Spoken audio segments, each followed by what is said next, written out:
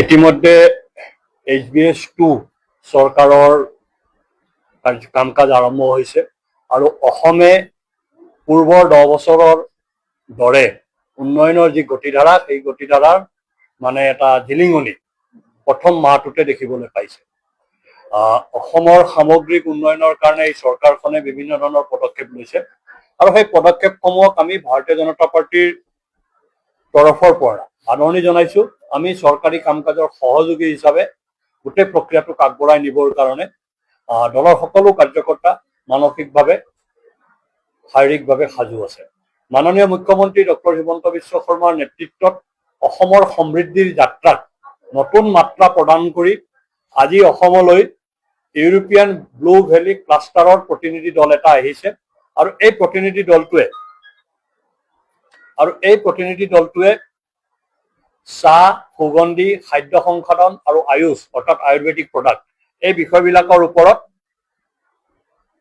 অসমৰ সৈতে বাণিজ্যিক চুক্তি কৰিব, অসমৰ সৈতে তেওঁলোকৰ যিটো টেকনলজি আছে টেকনলজি শ্বেয়াৰ কৰিব, অসমৰ সৈতে মেন পাৱাৰ, স্কিল ইত্যাদি বিষয়বিলাক তেওঁলোকে শ্বেয়াৰ কৰিব আৰু অসমৰ সামগ্ৰিক উন্নয়নৰ কাৰণে এই গোটেই যিটো ব্যৱস্থা এই ব্যৱস্থাটোৱে বা এই যিটো বুজাবুজি হ'ব এই বুজাবুজিটোৱে এটা বৃহৎ অৱদান আগবঢ়াব।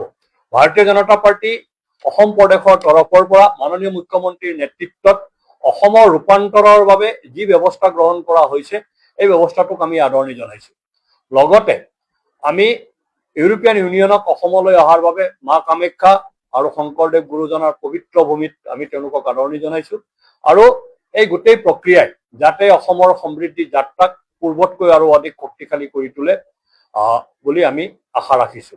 এই গোটেই প্ৰক্ৰিয়াটো জাপানৰ প্ৰধানমন্ত্ৰীৰ আগমন, ইউৰোপিয়ান ইউনিয়নৰ প্ৰতিনিধিসকলৰ আগমন, এই আগমনবিলাকে অসমক ছেমি কণ্ডাক্টৰতকৈও বৃহৎ উদ্যোগ অনাগত দিনত উপহাৰ দিব, অসমে পাব আৰু অসমৰ যিটো ঔদ্যোগিকৰণৰ যাত্ৰা, যিটো এটা সময়ত আছিলে যে অসমত কেৱল চাহপাতৰ খেতি হয়, অসমত কেৱল কাজিৰঙা আছে, তেনেকুৱা ধৰণৰ যিটো এটা পৰিৱেশ সমগ্ৰ দেশত আছিল, সেই পৰিৱেশ বা সেই মানসিকতাটো দেওনা পাৰ হৈ এতিয়া অসমে ছেমি কণ্ডাক্টৰ বনাই, আজি অসমে বিভিন্ন ধৰণৰ কাম কৰে, অসমত শান্তি আছে, অসমত টুৰিজিম বুষ্ট হৈছে ইত্যাদি ধৰণৰ এটা চৰ্চা হ'বলৈ আৰম্ভ হৈছে।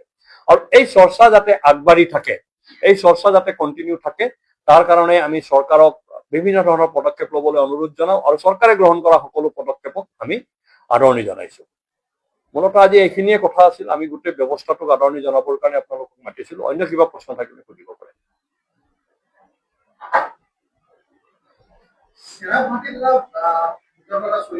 হয়, ইতিমধ্যে আমাৰ ৰাজ্যিক সভাপতি এই সম্পৰ্কত বাইট দিছে।